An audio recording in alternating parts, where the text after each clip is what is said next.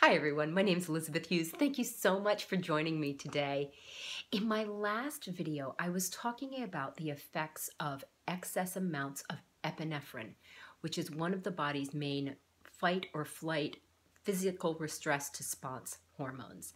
And today I want to talk about the other one, cortisol, which is the other main important fight or flight hormone that the body releases in response to physiologic stress. So cortisol does not act as quickly as epinephrine. Epinephrine's fast. If you get an injection of epinephrine, you know it because your heart races, your blood pressure goes up within a few seconds. Cortisol takes longer, days, hours, days to show its effects.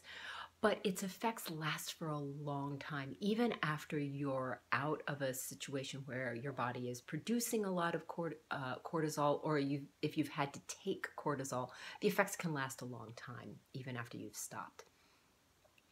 So let me run through a few things that cortisol does over the long term. The first one is cortisol completely messes up the regulation of energy, basically glucose in the body. Glucose is our main form of energy, the way most of our food is converted into glucose. And the body needs to, in an organized manner, have the glucose go in the bloodstream and then into the cells where it gets used to do, everything energetic. Cortisol completely messes up that entire system so that the increased levels of glucose are in the bloodstream, but the glucose does not get into cells properly. And if it's in the cells, it doesn't get used properly. And you're left with a state of high levels of glucose, but low levels of utilization of the glucose. So in effect, your cells can kind of be starving, even though there's plenty around there. And the body starts to produce more and more insulin, which is supposed to help the body use glucose, but the body can't use it because the cortisol's there. And this whole cycle is basically diabetes. I mean, it is. Long-term exposure to high levels of cortisol causes prediabetes and diabetes. And this is known that this happens. The second thing that happens is that there is a complete dysregulation of your immune system. Cortisol suppresses the immune system so that your body cannot fight off organisms like bacteria and yeast and viruses and things like that, making you more prone to having recurrent infections or chronic infections that you just can't shake. And at the same time, your body is supposed to also regulate all of the bacteria that is on the surface of the skin and inside the body, like in the mouth and in the colon. And you can get overgrowth of things that the body should be able to take care of.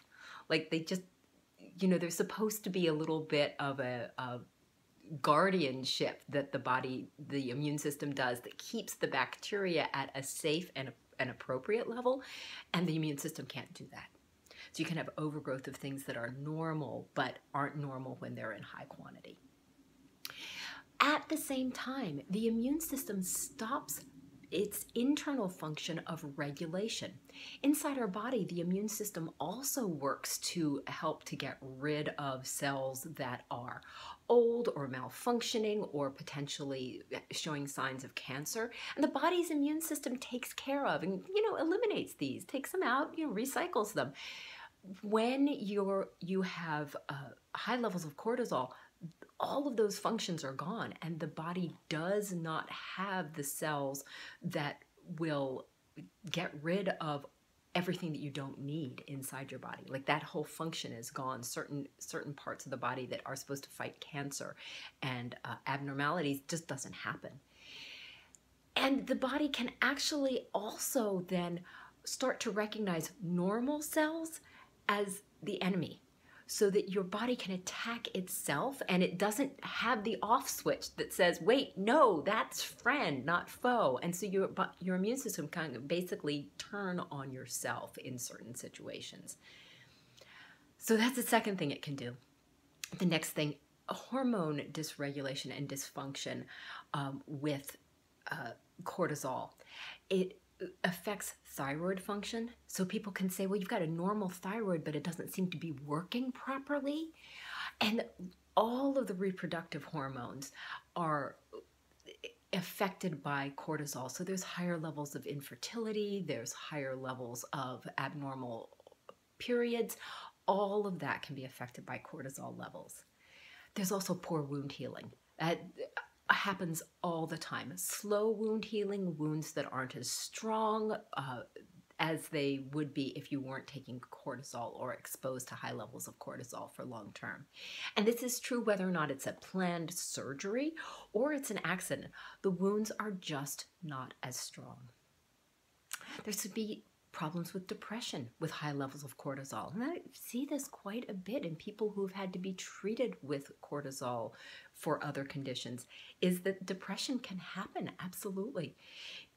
In addition, there are changes to the parts of the brain involved in retrieval of memories, so that those parts of the brain actually atrophy and shrink. And so you don't have the ability to recall things as clearly as you used to. It leaves you with sort of a confusion or that lack of sharpness about what happened in the past. People get muscle atrophy, muscle weakness, so that they're not as strong. It does not bulk you up. It actually starts to destroy muscle mass.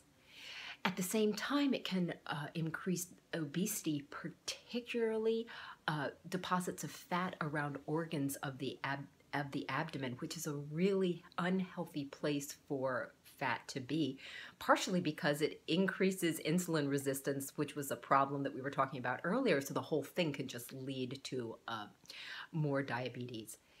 So those are some of the main things that long-term exposure to cortisol can do. And in the next video, I will talk to you about some of the specific things that you might look for in your own health to ask, wow, is my fight or flight system on? And is that part of what's going on? All right. Thanks again. My name's Elizabeth Hughes. My website is www.elizabethhughesmd.com, and please do comment below and let me know what you think. I look forward to hearing from you. Thanks. Bye.